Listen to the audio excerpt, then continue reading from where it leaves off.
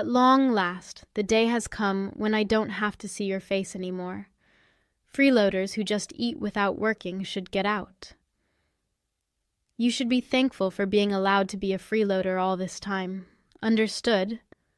I won't come back. Thank you for everything up to now. I quickly packed what I needed and left my in-laws' place where I had been living for many years. My mother-in-law looked very pleased as she watched me leave. However, only I know a certain sad truth. I know what's going to happen to this house. My name is Sarah. I'm 32 years old and I work from home. I've been married to my husband Alan for 5 years. We had a peaceful life as a couple, but things changed in our 4th year of marriage. My normally healthy father-in-law suddenly became ill and needed care. That's how we started living with my in-laws. I didn't agree with the idea of living with them so soon, but my husband is an only child with no other family for my in-laws to rely on. We ended up taking care of my father-in-law. I thought about quitting my job if it were necessary for his care, but based on my past performance, my company allowed me to continue working remotely. Trouble with my in-laws started right away. Yes, I experienced the so-called mother-in-law and daughter-in-law problem too. Sarah, hurry up and take care of the cooking and cleaning. How long are you going to be lazy and avoid your housework, mother-in-law? I'm working right now. What are you talking about? You're always just clicking away on the computer. The truth is, you're just browsing the internet, not really working. Right. Thinking that using the computer equates to playing around on the internet is so outdated. I have permission to work from home from my company. In between the household chores and caring for my father-in-law, I've used my skills to get back to the salary I was earning before. And after about 3 months of hard work, when I finally managed to bring my salary back to the amount before, I felt a real sense of joy. As for the reason that I worked so hard, the truth is, Alan's salary isn't enough for us to make ends meet. I had thought that life was finally going to get easier. I even thought about starting to put money away. But for some reason, things just kept getting harder. It felt like the contents of my wallet just kept dwindling. Suspicious, I looked into where the money was going and found out that Alan had been spending a lot. I also learned that my mother-in-law was terribly wasteful with money. Alan has always been a people-pleaser, often treating his juniors at work to lunch. But lately, it seems that he's also been using our credit cards to treat people to drinking parties as well. It doesn't matter how much I earn. If Alan uses more than that, our finances will inevitably dwindle. As for my mother-in-law, she's balancing multiple hobbies with her friends, generously paying the lesson fees, and socializing afterwards. I can't stand the fact that my husband and mother-in-law continue their wasteful spending, leaving all the housework and care for my father-in-law to me. I've ended up having to cover all our living expenses with my income, making saving money a dream. Feeling anxious about this problem, I decided to talk to my husband and mother-in-law.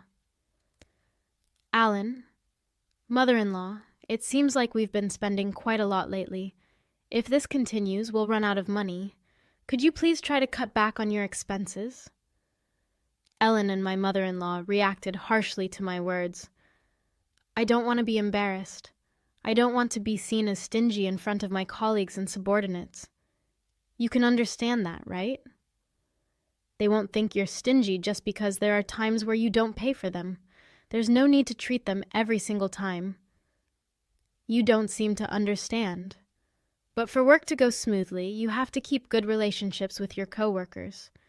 Treating your juniors to lunch is one thing, but what about the trips to the girls' bars?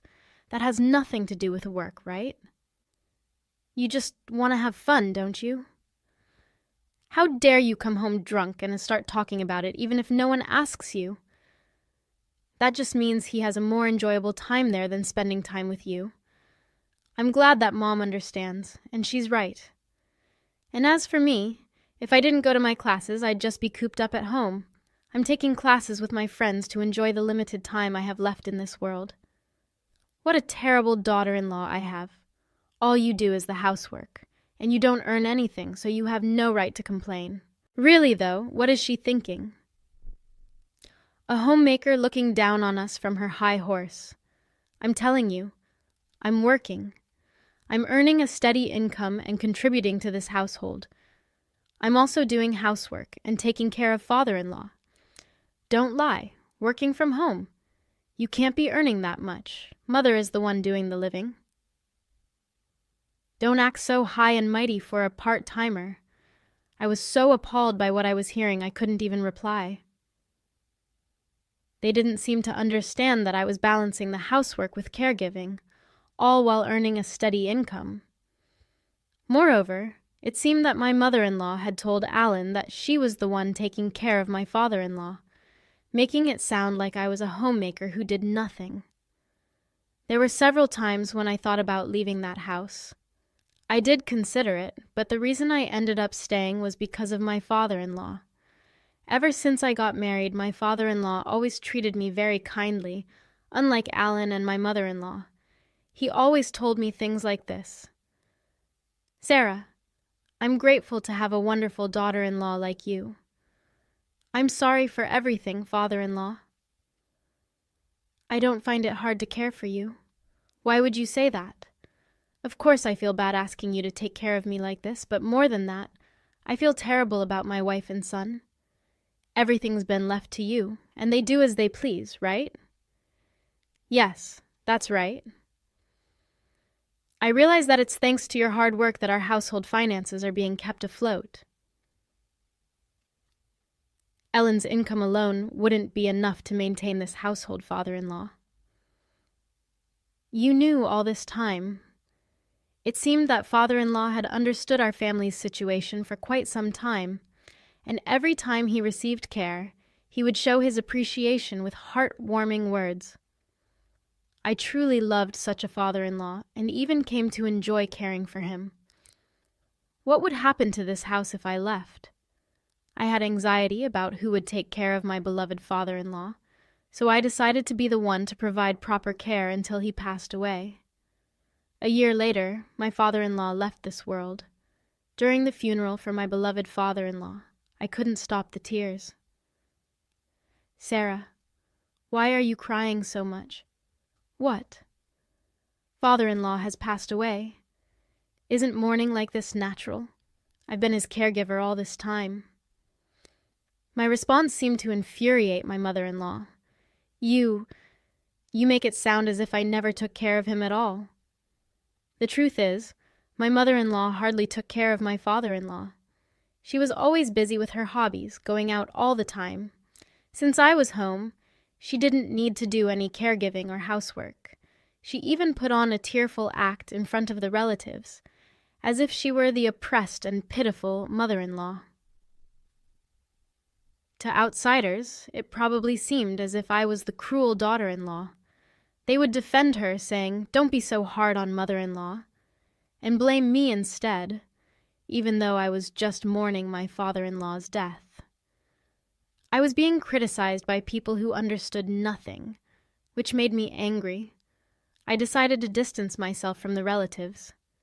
That's when Ellen took notice of me and came over to complain. You embarrassed Mom in front of everyone. What are you talking about? That doesn't make any sense. I was only crying about father-in-law's death. Despite that, your mom came over and told me it was strange for me to cry.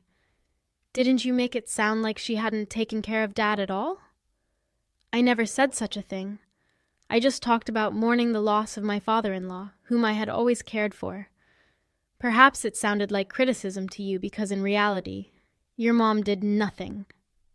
Are you insulting Mom? I'm not insulting anyone. I'm just stating the facts. And by the way, if it bothers you so much, you could have done more to care for father-in-law too. If you're so upset about it, you should have cared for him yourself. What business is it of yours? Why are you criticizing me? How can it be none of my business? It's only natural that you, his blood relative, would take care of him. I'm working for this family, taking care of the house. Our relatives are wife duties. That's absurd. Don't be so ridiculous. I'm working too, you know. Our argument escalated, and the relatives had to intervene. Although they stopped our argument, I didn't speak to my husband at all after that. Once all the funeral proceedings were finished, a lawyer came to explain the inheritance. I'd like to discuss the contents of the will regarding your late father's estate first, to the wife and the daughter-in-law, Sarah. He's left half of his cash to each of you and to his son, Ellen. He's left ownership of the family land and home. What if Ellen gets the land and the house?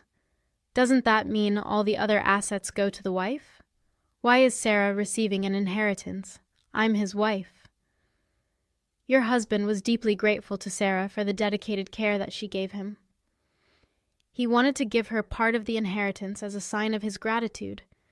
As this is the decision he made, it cannot be changed. I can't believe it. Oh, I get it. You were caring for him just to get the inheritance, weren't you? How could you think that? That has to be it. Otherwise, there's no way you could have been so devoted to him despite not being related by blood. I had a good relationship with my father-in-law ever since I got married. I took care of him to express my gratitude for that. Are you saying that you tried to let me, someone who isn't related by blood, take care of your own husband? Isn't that like psychological abuse? Don't be ridiculous. Fine, I won't bring it up anymore. Appearing frustrated that she couldn't say anything else inappropriate in front of the lawyer, my mother-in-law continued. So, that was Dad's decision. It's grand gratitude for Sarah's caring, right? If that's the case, then we have no choice but to follow it. May I continue? All right? Well, your father stated that it's no longer necessary to rely on Sarah. Upon hearing this, my mother-in-law's face, which had been dissatisfied just moments ago, suddenly broke into a smile. Yes, that's great. I understand. Huh? What do you mean? My mother-in-law seemed pleased, but my husband was confused. He didn't seem to understand what she was saying. So in the end, Sarah's inheritance is nothing more than severance pay. It's not gratitude at all. Now that Dad's living is over, we don't need Sarah in this house anymore. My mother-in-law had misunderstood my father-in-law's will just as intended. The truth is, my father-in-law had discussed this with me before. My father-in-law wanted me to be free from this house after he passed away. He used the will to cleverly deceive my husband and mother-in-law, making it seem natural that I should leave. And just as my father-in-law had planned, my mother-in-law, completely misunderstanding his true intentions, saw the will as a chance to kick me out. Pretending to be shocked by the will so as not to let on that I actually wanted to leave, I said, "Father-in-law, why would you treat me like this? See, even to Dad, you were just someone that would take care of him." Ellen, you can't understand Sarah anymore, right? Why don't you just divorce her? My husband thought about it for a while and then said, "You know what? Let's get a divorce. I've inherited the family home and land, and Mom got some money too. There's no longer any need to worry about living, so there's no problem if Sarah goes." Huh? What do you mean by that? Just what I said. I feel bad for asking, but could you leave our house and agree to the divorce? Understood. I guess there's no place for me here anymore. Saying such with a bit of restraint, I took a document out of the drawer and handed it to my husband. After that time we fought, I went and got this. No mistake. The document was a notice of filing for divorce. My husband promptly signed it. Finally, I don't have to deal with you anymore. A non-working freeloader should just get out. LS, you should be grateful for us having put up with you. A total freeloader. Is that so? Okay, I understand. I'll leave. Thank you for everything up to now. Won't. By the way, since the lawyer is here, I want to check one thing. It's okay that I don't get any more than what I've already received from father-in-law's estate, right? Of course. You seem to have gotten a bit smarter, Sarah. You've been living off me until now. so don't even think about squeezing any more money out of me." "Well, I suppose you're right." "All right, it's settled then. Please make yourself disappear quickly."